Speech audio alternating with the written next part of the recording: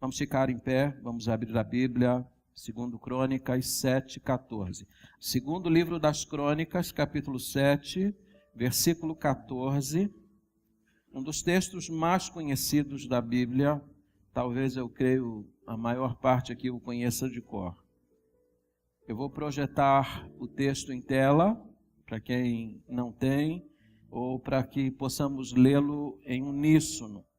Mantenha sua Bíblia aberta, porque nós vamos fazer uso desse texto. Eu estou apenas projetando o verso para que a gente tenha uma noção exata do que o texto está dizendo. A palavra de Deus diz assim: se o meu povo, que se chama pelo meu nome, se humilhar e orar e me buscar e se converter dos seus maus caminhos, então eu ouvirei dos céus, perdoarei os seus pecados e sararei a sua terra. Vamos juntos?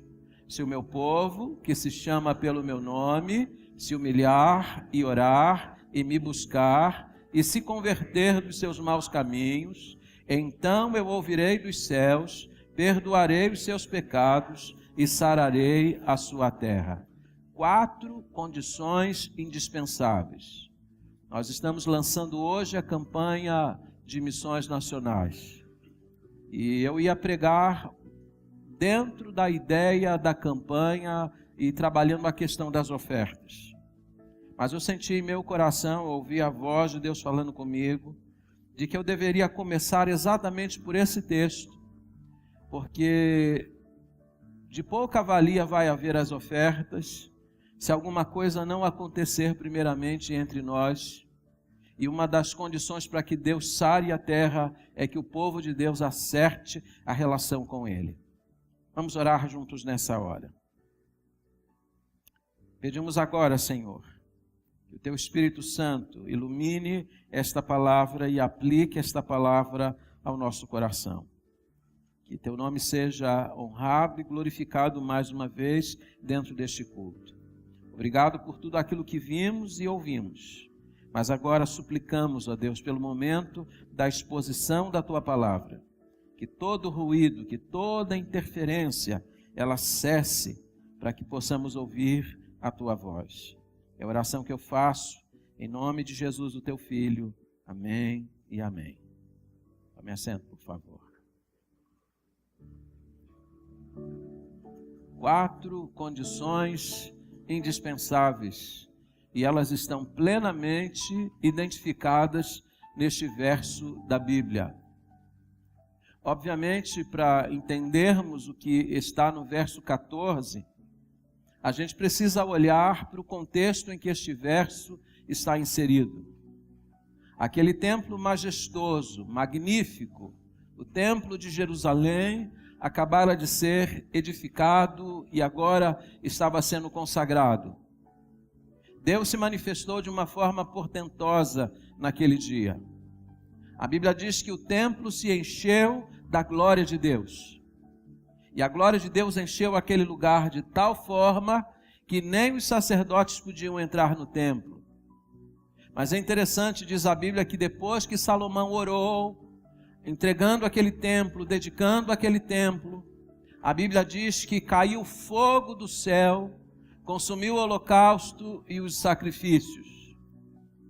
E você sabe que a descida do fogo do céu era uma indicação clara de que Deus estava satisfeito, de que Deus estava aceitando aquele ato de culto, de que Deus estava aceitando aquele templo como uma dedicação do rei e do povo a Ele. Aliás, é preciso dizer que aquele templo fora um sonho de Davi. Davi desejou construir aquele templo. E quando ele formulou esse desejo de construir aquele templo, ele justificou isso dizendo que Deus merecia uma casa melhor do que a casa do rei. E ele então pensou em fazer algo magnífico. Mas Deus não lhe permitiu fazer, mas prometeu que seu filho realizaria esta obra. E agora Salomão está dedicando o templo. Está consagrando aquela casa ao Senhor. Deus está dando manifestação clara de que havia aceito aquela casa, fazendo descer fogo do céu. Você deve estar lembrado que em 1 Reis, capítulo 18, quando Elias está diante dos profetas de Acera e Baal, Elias fez uma oração diante do sacrifício, e diz a Bíblia que caiu fogo do céu, consumiu o holocausto, consumiu as lenhas e a pedra e a água, dando sinal de aprovação. Agora, mais uma vez, Deus está fazendo isso. Mas note você, que terminado este culto, terminada essa celebração, diz a Bíblia que o Senhor se apresentou a Salomão durante a noite. Por favor, com a Bíblia aberta, eu não vou projetar os versos. Verso 11 e 12. Assim Salomão acabou a casa do Senhor e a casa do rei. Tudo quanto Salomão intentou fazer na casa do Senhor e na sua casa, prosperamente o efetuou.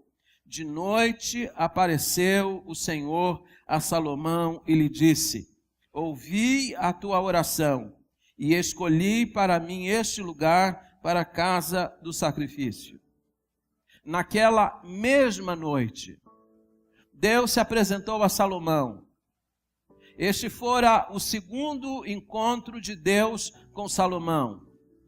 Na primeira vez que o Senhor se encontrou com ele, capítulo 1 registra isto, Salomão devia ter por volta de 22 e 25 anos de idade. E naquele primeiro encontro, Deus disse a ele: pede-me o que queres e eu te darei. A Bíblia diz que ele poderia ter pedido honra, ele podia ter pedido fama, riqueza e a vida dos seus inimigos. Mas ele, com uma boa dose de discernimento, disse a Deus: eu peço apenas sabedoria. Deus se agradou do que ele desejou. E diz a Bíblia que Deus não apenas o cumulou de sabedoria, mas deu a ele honra, deu a ele riquezas, deu a ele um reinado próspero, tão somente porque ele pediu sabedoria. Mas agora, nesse segundo encontro, Deus tinha 3 propósitos em mente quando se apresenta a ele. A primeira coisa que Deus tinha em mente, Deus queria assegurar a ele que a sua oração fora ouvida. Que Deus disse a ele primeiro: ouvi a tua oração. Que oração o cronista está fazendo referência? Provavelmente aquela oração que ele fez lá no capítulo 6, dos versos 12 a 42.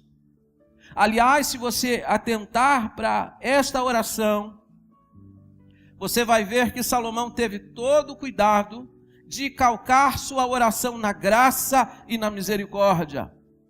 Porque o teor da oração é mais ou menos este: Senhor, se este povo pecar, perdoa. Senhor, se acontecer algum problema na nossa caminhada, perdoa. Deus, se nós claudicarmos na caminhada, perdoa. E agora Deus se apresenta a ele durante a noite para dizer: eu ouvi a tua oração, assegurando que não apenas fora ouvida, mas de que ela seria atendida. Este é o verso. De noite apareceu o Senhor a Salomão e lhe disse: ouvi a tua oração. Eu quero tocar nesse assunto mais à frente, mas eu queria deixar esta pergunta para você responder. Deus tem ouvido as suas orações. As suas orações são ouvidas no céu, porque Deus está dizendo para o rei Salomão: eu ouvi. E em ouvindo a sua oração, Deus podia dar uma resposta clara e efetiva a ela. Segundo propósito de Deus em aparecer a Salomão durante a noite: assegurar a ele e à nação que, se eles fossem fiéis, Deus seria o quê? O protetor. E que bênção e que ventura é essa, ter Deus como protetor, ter Deus como auxiliar, ter Deus como alguém que está consorciado.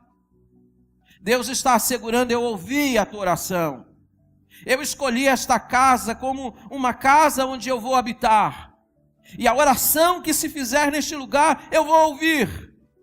Em tempos de angústias, em tempos de crise, vocês vão falar comigo e eu vou ouvir. a maior ventura para uma nação é esta. A maior felicidade para um povo é este.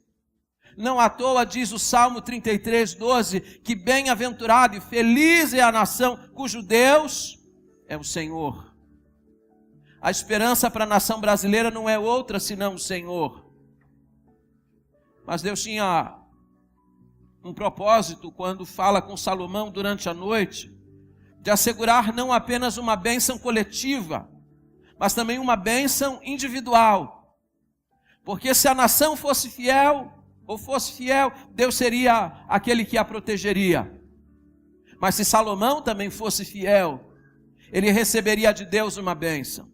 Você pode ler esses versos comigo?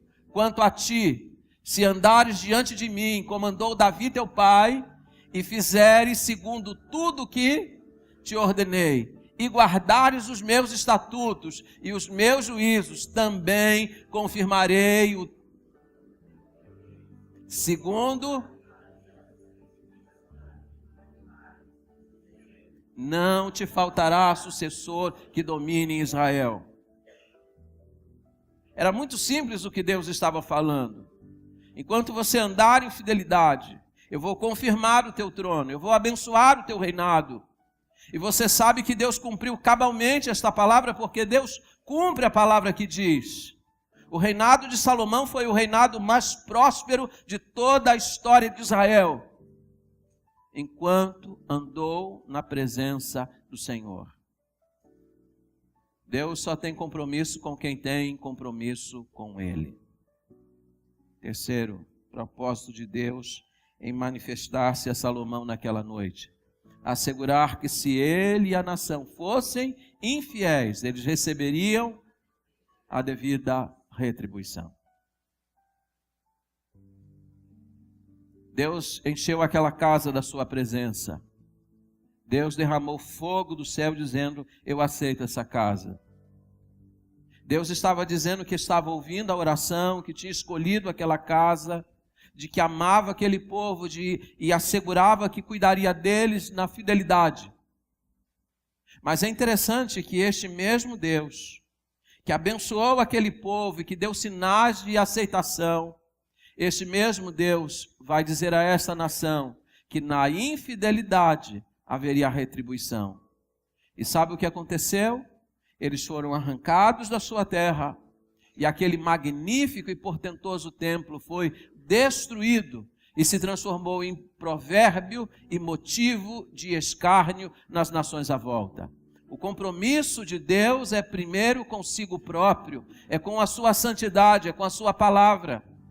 Nós gostamos muito de cantar: tu és fiel a mim, mas na verdade Deus é fiel a si mesmo, Deus é fiel à sua palavra. Desfrutamos da sua bênção enquanto andamos em fidelidade com Ele.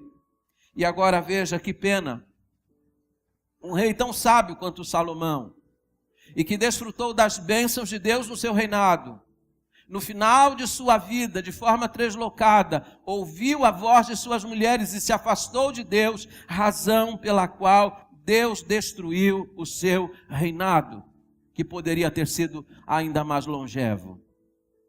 Deus tem compromisso com quem tem compromisso com Ele. Mas é interessante, irmãos, o verso 14 nos apresenta 4 condições indispensáveis para que sejamos ouvidos no céu, para que sejamos perdoados os nossos pecados e para que a nossa terra seja sarada. Deus diz: se o meu povo que se chama pelo meu nome se humilhar e orar e me buscar e se converter dos seus maus caminhos. Deus está dizendo: no momento de crise vocês vão poder falar comigo, no momento de crise vocês vão poder me buscar. E é interessante que Deus já sabia, porque Ele sabe o futuro de antemão. Deus conhece a história antes de a história se desenrolar. Veja o que diz o verso 13: se eu cerrar os céus, de modo que não haja chuva, ou se ordenar aos gafanhotos que consumam a terra, ou se enviar a peste entre o meu povo. Num dia de celebração, numa noite festiva, Deus já está se antecipando, porque sabe que aquele povo vai claudicar. Deus sabe que aquele povo vai se afastar. Deus está dizendo aquilo que vai acontecer. Mas ele disse: quando a crise aparecer por causa do pecado de vocês, há uma saída, há uma solução, há uma resposta para uma nação que sofre. Quais são as condições que Deus impõe? Primeira condição que Deus impõe é esta: que eles se humilhassem diante dele. O verso 14 diz: se meu povo que se chama pelo meu nome se humilhar. Se humilhar. A pergunta é: o que é humilhar-se? No contexto deste verso, quando é que nós precisamos nos humilhar diante de Deus? Em que momento Deus exige de nós humilhação? Quando o Dr. Russell Shedd ainda estava entre nós, alguém lhe fez uma pergunta: qual era o pecado mais grave, mais frequente entre o povo evangélico no Brasil? Foi a pergunta formulada a ele. Ele pensou um pouco e disse: penso, na minha humilde opinião, que o pecado mais grave, mais frequente entre o povo evangélico brasileiro é a dureza de coração. Há uma dureza de coração no meio do povo de Deus no Brasil. E isto tem a ver com aquela expressão de que a Bíblia fala: dureza de coração, a cerviz que não se dobra, esta parte do corpo que não se dobra. Isso tem a ver com a nossa dificuldade de admitir pecado, de admitir falha. Qual foi a última vez que você, diante de Deus, debulhou suas lágrimas dizendo: Deus, eu sou um pecador, Deus, tenha misericórdia da minha vida? Você sabe que isso não é muito frequente. Você sabe que isso é raro acontecer entre nós. Eu sou de uma outra geração de batistas. Eu venho de uma outra época, quando um dos atos do culto, e o culto era dividido em 4 atos. O segundo ato do culto era o ato da confissão. Começávamos pelo ato de adoração, o ato de confissão, o ato de proclamação, e depois o ato de consagração era o final. Mas o segundo ato do culto era o ato de confissão, em que a congregação parava o culto e dava-se então a oportunidade para que todos os crentes diante de Deus confessassem as suas faltas, colocassem diante de Deus as suas vidas. E não era raro encontrar nos cultos, neste momento, rostos banhados de lágrimas, de gente que se lembrou de uma falta, de gente que se lembrou de um pecado durante a semana e que estava depondo esse pecado aos pés do Senhor. Hoje, se nós colocássemos o ato de confissão no culto, talvez alguém achasse estranho, porque a maior parte de nós acha que está tudo bem, que não há pecado, que não há o que ser confessado. Mas a Bíblia diz que nós somos pecadores. A Bíblia diz que em nós não habita bem algum. Você certamente pecou essa semana, talvez você tenha pecado hoje. Mas quando é que nós nos humilhamos e paramos e admitimos que nós temos falhado com Deus? É disto que Deus está falando. Que seu povo viesse a Ele, que admitisse sua falta, que colocasse diante dele o seu pecado, para que Ele então pudesse restaurá-los. Mas por que não fazemos isso mais? Porque isso é raro acontecer por causa da dureza do nosso coração. Você pergunta a alguém e diz: não, está tudo bem. Não, está tudo bem. Será que está tudo bem mesmo? Ah, eu estou bem com Deus. Será que você está bem mesmo com Deus? Sabe por que é perigoso você não entender e não admitir seus pecados? Por causa daquilo que a Bíblia diz em Isaías 57:15. E eu queria que vocês lessem este verso comigo. Porque assim diz o alto, o sublime, que habita a eternidade, o qual tem o nome de santo. E aí ele diz: habito no alto e santo lugar, mas habito também com o contrito e abatido de espírito, para vivificar o espírito dos abatidos e vivificar o coração dos contritos. O que Deus está dizendo? Eu sou o alto, eu sou o sublime, eu habito a eternidade, eu habito em regiões inacessíveis ao homem. Mas este mesmo Deus que habita em lugar inacessível a nós, é o mesmo Deus que desce do céu para habitar com quem é humilde e contrito.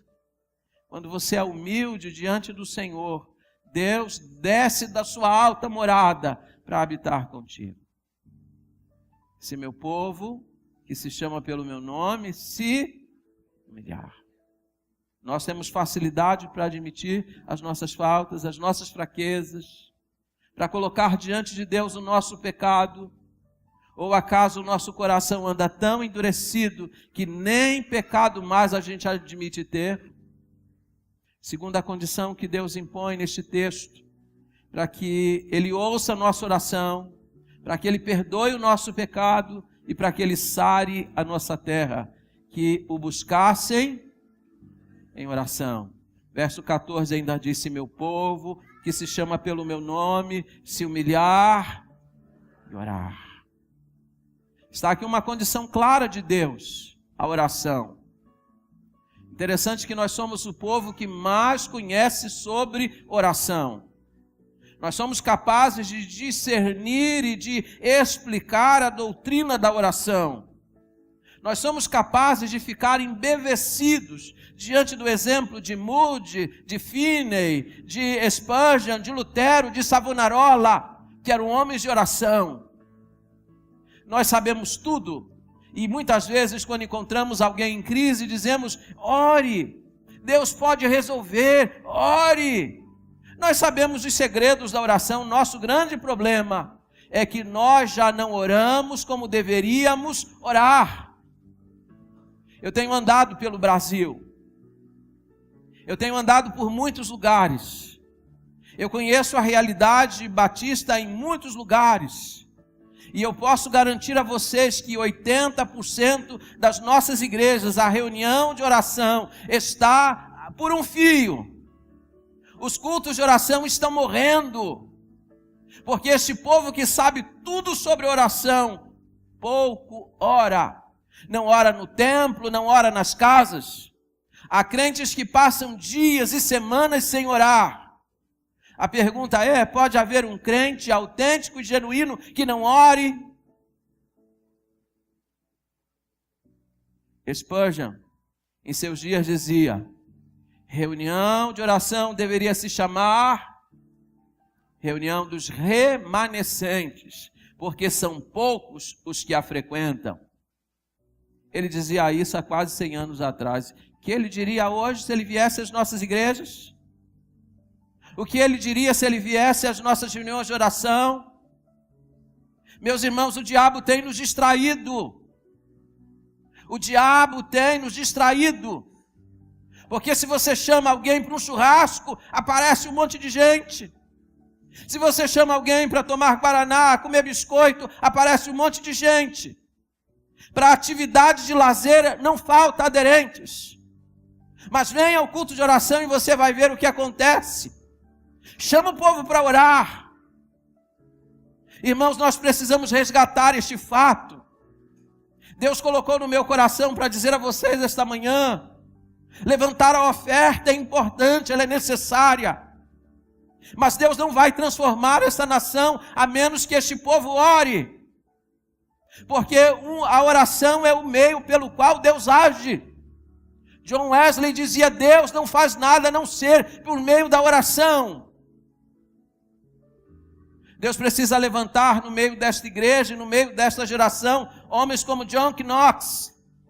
Sabe o que a rainha da Escócia dizia? Eu temo mais a oração de John Knox do que qualquer exército do mundo. Mas como é que ele orava?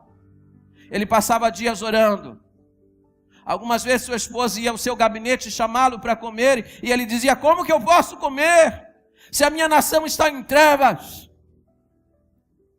E ele orava todas as noites a mesma oração: Deus, dá-me a Escócia, senão eu morro.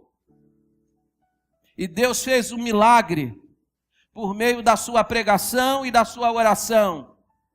Em 1559, a Escócia estava debaixo das trevas. O catolicismo dominava a nação. Em 1560, a nação, a Escócia inteira se rendeu a Cristo e adotou o presbiterianismo.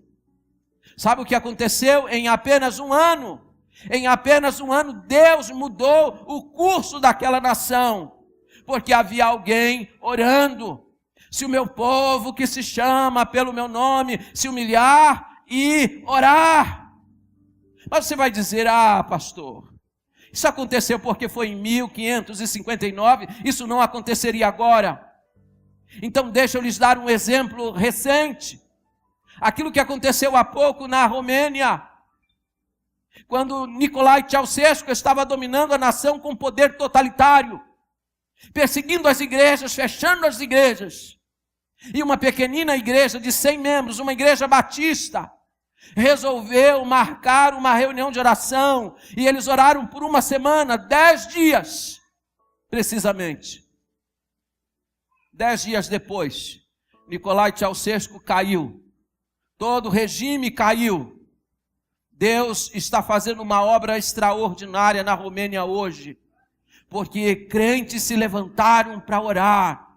Deus está dizendo, Ele pode mudar o curso do Brasil, se este povo que se chama pelo seu nome, se humilhar e orar.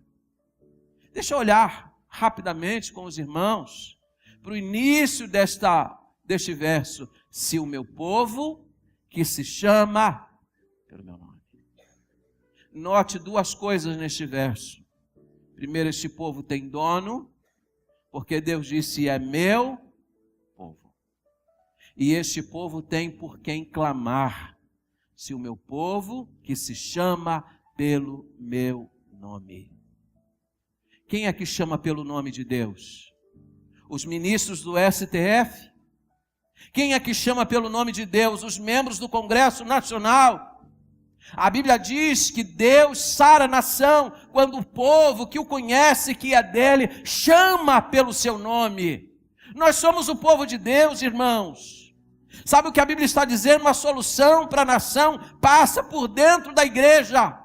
Quando o povo de Deus que o conhece chama pelo seu nome, ele então intervém nos destinos do povo e da nação, e que ele faça isso na nação brasileira. Terceira condição que Deus impõe, no verso 14, que eles buscassem a sua face. Continua o verso dizendo, se meu povo que se chama pelo meu nome, se humilhar e orar e me buscar. O que significa buscar a Deus? Para muita gente, buscar a Deus e orar é a mesma coisa. Se fosse a mesma coisa, Deus não imporia isso como uma condição. Note que Deus faz diferença entre orar e buscar sua face. Orar e buscá-lo. O que significa buscar a Deus? Buscar a Deus é buscar conhecer a Ele. Buscar a Deus significa buscar sua intimidade. Buscar a Deus é colocar Deus como alta prioridade da vida. Aliás, deixa eu lhe fazer uma pergunta. Quando você ora, o que você pede a Deus? É certo que você pede a Deus assim, Senhor, abençoe a minha saúde, Deus abençoe a minha família, Deus abençoe o meu emprego, Deus abençoe os meus amigos, Deus abençoe os meus netos. Nós pedimos pelos nossos interesses. Mas o ponto aqui não é este. O ponto aqui é que quando você busca a Deus, você busca com o mesmo sentimento que Moisés teve quando Deus anunciou que não seguiria mais com o povo. O que ele disse para Deus? Senhor, nós não queremos anjo, nós não queremos outra companhia que não seja a tua. Deus, não nos faça subir desse deserto, se o Senhor não for conosco, nós queremos o Senhor. E ainda no deserto ele fez um pedido a Deus ousado. Deus, eu quero ver a tua face. Ele queria intimidade com Deus. E é este o ponto aqui. Quando nós reconhecemos a necessidade primaz da nação, nós não oramos a Deus para pedir coisas. Nós oramos a Deus para buscar sua presença, para buscar a sua intimidade, para conhecê-lo mais. Se meu povo que se chama pelo meu nome, se humilhar e orar e me buscar. Você tem buscado conhecer a Deus? Você tem buscado a face de Deus? porque Deus quer se revelar a nós, mas você tem interesse em conhecê-lo. Talvez você conheça muito sobre igreja, muito sobre doutrina, mas talvez você não conheça Deus na intimidade. Deus quer ser conhecido seu.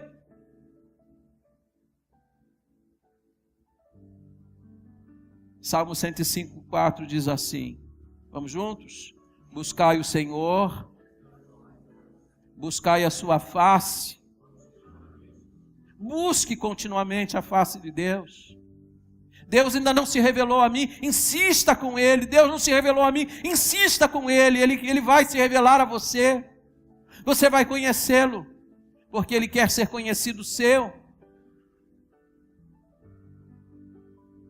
A quarta condição que Deus impõe neste verso, para que Ele ouça a nossa oração, para que Ele perdoe o nosso pecado, para que Ele sare a nossa terra, que eles se convertessem de seus maus caminhos. Vamos tentar entender isso. Acaso existe mau caminho? E se existe mau caminho, quem é que estava andando pelo mau caminho? Quem que estava andando pelo mau caminho? O povo de Deus. E é importante salientar esse fato. Quando nós pecamos, quando nós falhamos, quando nós nos afastamos, não deixamos de ser povo de Deus, mas nós nos privamos da companhia de Deus. Quando eu olho para Israel, nesse cenário, nesse contexto, o que significava para eles mau caminho? Mau caminho aqui significava adorar os deuses das outras nações vizinhas. Andar em mau caminho significava adotar os mesmos costumes das nações vizinhas, que eram pagãs. Mas e a nós? E quanto a nós? O que significa andar por mau caminho? Quando é que você e eu andamos por mau caminho? Por exemplo, andamos por mau caminho quando nós esquecemos que Deus é o nosso provedor e então apelamos para as loterias, para os jogos de azar. Há muitos crentes que ficam olhando aquelas propagandas na televisão de Mega Sena acumulada, 45 milhões, e sonham em ficar rico, e esquecem do provedor. Isso é andar por mau caminho. Muita gente que deveria estar investindo seu recurso na causa de Deus, no Evangelho, na abertura de congregações, está apelando para jogos de azar. Isso é andar por mau caminho. Onde é que a gente anda por mau caminho? Quando a gente esquece os votos de fidelidade que assumimos no altar com o nosso cônjuge, e ficamos pensando como pensam os artistas das novelas, que é melhor se separar. O divórcio está galompante dentro das igrejas. Isso é andar por mau caminho. Quando que nós andamos por mau caminho? Quando nós emprestamos a nossa boca a Satanás para difamar, para falar mal das pessoas, ao invés de orar em favor delas. Isso é andar por mau caminho. Quando que nós estamos andando por mau caminho? Quando nós estamos emprestando os nossos olhos para olhar para aquilo que é mal. Há muitos crentes que estão tentando apimentar a sua relação sexual e conjugal por meio de elementos eróticos, pornografia. Isso é andar por mau caminho. E a Bíblia diz que quando nós andamos por mau caminho, nós temos que nos arrepender. Deus disse: se vocês se converterem dos seus maus caminhos. O que é converter, irmãos? O que é converter? Ou o que é conversão? Conversão é uma mudança de sentido, de direção. Você estava indo nessa direção, você se converteu, você mudou o quê? A direção. Isso quer dizer para nós que Deus, quando olha para nós e vê que houve conversão de fato, Ele não está vendo apenas um sentimento e lágrimas, Ele está vendo uma atitude. Ele mudou de atitude. Ele entendeu que isto é errado. Se você sabe que uma coisa é errada, você precisa deixá-la, precisa abandoná-la. Essa é a condição de Deus. Se meu povo que se chama pelo meu nome se humilhar e orar e me buscar e se converter dos seus maus caminhos. Existem maus caminhos dos quais a gente precisa deixar, precisa abandonar. Sabe por quê? Billy Graham disse esta frase: o que tem impedido do mundo ser salvo não são os pecados do mundo, mas os pecados dos crentes. Por qual caminho você tem andado? Seu caminho é mau, converta-se. Se você atender essas 4 condições, note que são 4 condições humanas. Quais são as 4 condições? Humilhar, orar, buscar, se converter. Para 4 atitudes humanas, Deus faz 3 promessas, 3 atitudes divinas. A primeira atitude de Deus é esta: ouvir-nos da sua alta morada. Ele diz lá: então eu ouvirei dos céus. Vamos juntos? Então eu ouvirei dos céus. Note que o sol dista da terra 132 milhões de quilômetros. Qual é a distância então deste lugar em relação ao trono de Deus? Qual é a distância entre o céu e a terra? Não importa. Porque Deus diz que quando nós acertamos a relação com Ele, Ele nos ouve da sua alta morada. Deus atende a nossa petição da sua alta morada. Eu ouvirei dos céus. Mas eu insisto, Deus tem ouvido as nossas orações. Veja o que diz o salmista no Salmo 6, verso 9. O Senhor já ouviu a minha súplica. O Senhor aceita a minha oração.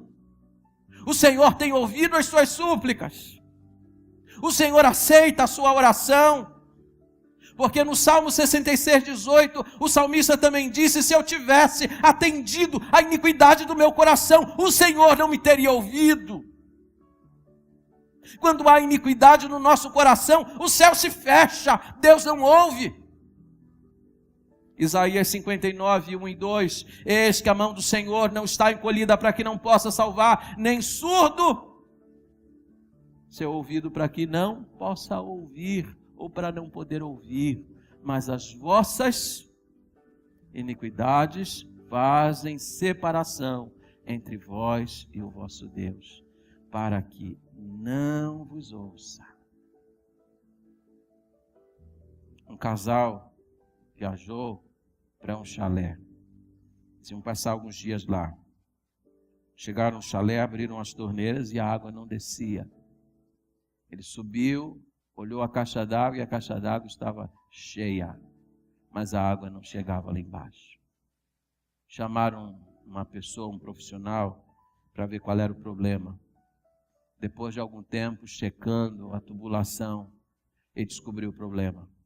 Havia um rato morto entupindo o tubo principal. A água nunca ia chegar porque havia algo impedindo o fluxo. Qual é o rato morto que está no fluxo da nossa vida?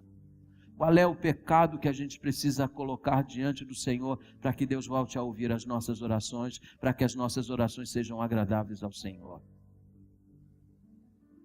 Segundo a promessa de Deus, se nós nos humilharmos, se nós orarmos, se nós buscarmos, se nós nos convertermos dos maus caminhos, a segunda promessa de Deus é essa. Deus promete perdoar o quê? Os nossos pecados. Então eu ouvirei dos céus e perdoarei o quê? Seus pecados. E perdoar, você sabe, é esquecer. Deus, quando perdoa, Deus esquece. Jeremias 31, 34, a Bíblia diz: e não me lembrarei mais dos teus pecados. Que promessa maravilhosa! Ter os nossos pecados esquecidos por Deus, porque foram devidamente perdoados.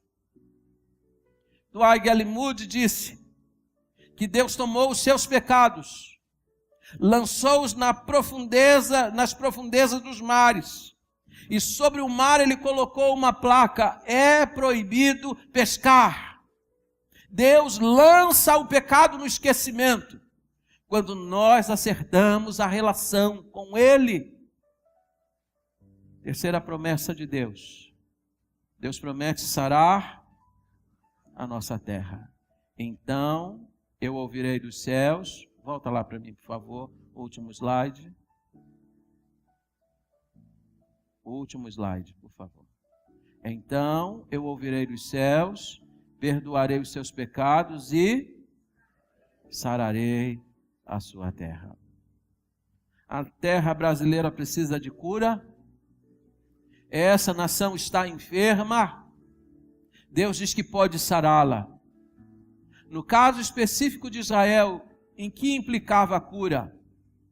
Deus diz lá no verso 13, Deus ia preservar as plantações, mandando chuvas para que as colheitas fossem abundantes. Deus ia preservar a agricultura, impedindo as pragas dos gafanhotos. E Deus ia impedir as doenças infecto-contagiosas, ia dar saúde ao povo. Porque a nação, uma vez enferma, precisaria desta bênção. Mas em que a nossa nação precisa de cura? Seria por causa da corrupção que paira em todas as esferas? Seria a questão moral, porque a imoralidade está avançando de forma galopante em nossa nação brasileira? Seria o misticismo que está entrando em nossas igrejas?